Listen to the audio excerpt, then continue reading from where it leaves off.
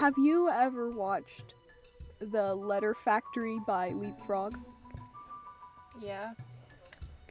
So, in the Letter Factory, all of the letters have a classroom to go to, and in that classroom they learn how to make their sound before they can go be letters, I guess, right? Yeah. Can we talk about how some of the letters are wildly mistreated compared to others? The letter M. They get an endless buffet filled with delicious food that they just get to eat, and they go, because, it's so yummy.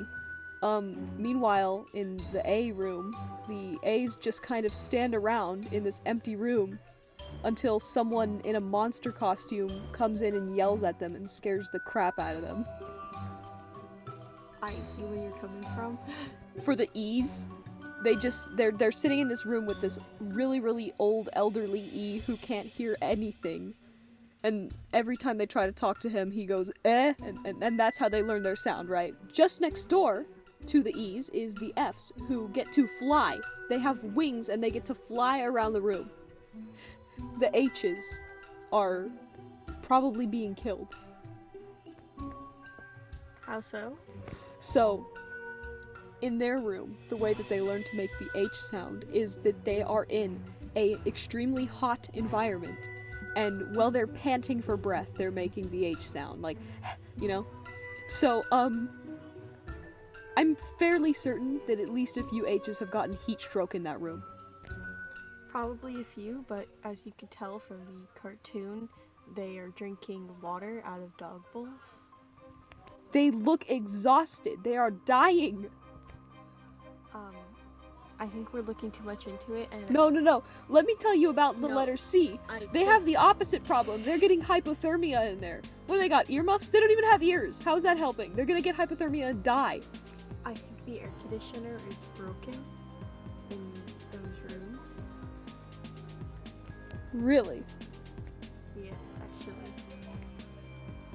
Do you want to talk about how the letter I gets goo poured all over them all day? They're just at Nickelodeon. They're at Nickelodeon? They're not enjoying this. As they get the goo poured over them, they're saying ew and ick. That's how they learn their sound. That's the whole thing. I'd like to point out that their smiles say otherwise. Their smiles? You know they're probably getting some of that goo in their mouth, right? But they're smiling and they're enjoying it. The J's get a trampoline! They get a trampoline! There's also a huge problem with the fun factor here. For example, the W's, they have a straight up party. They get to rap and dance and wear bling, and they've got this really cool looking room, right? In my ear, what I found, it's the sound that you make. What? Meanwhile, the Q and the S, they just have a normal classroom. Well, I'd like to point out that here at the Letter Factory, we are making sentient letters, which is where you probably should have started, and we shouldn't put too much thought into this. Exactly, the letters are sentient.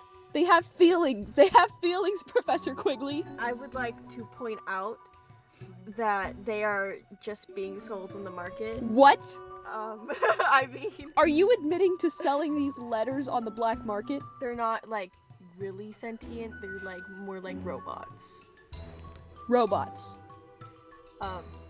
I'm also very surprised that you were not pointing out the fact that some of them are embedded into a sign at the front. They get paid though, right? No. I have one more question. Go ahead.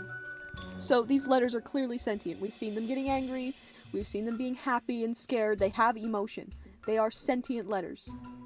Okay? Mm-hmm.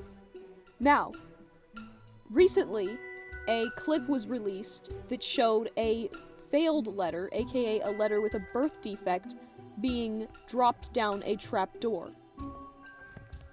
Your point. Where did he go? I'm sorry, that's all the time we have for today. Hey, where did he go? I'm a very busy Where man. did he? What are you doing with the deformed letters in the letter factory? I'm sorry, I have other appointments. No, you answer the question. Goodbye. Answer the question.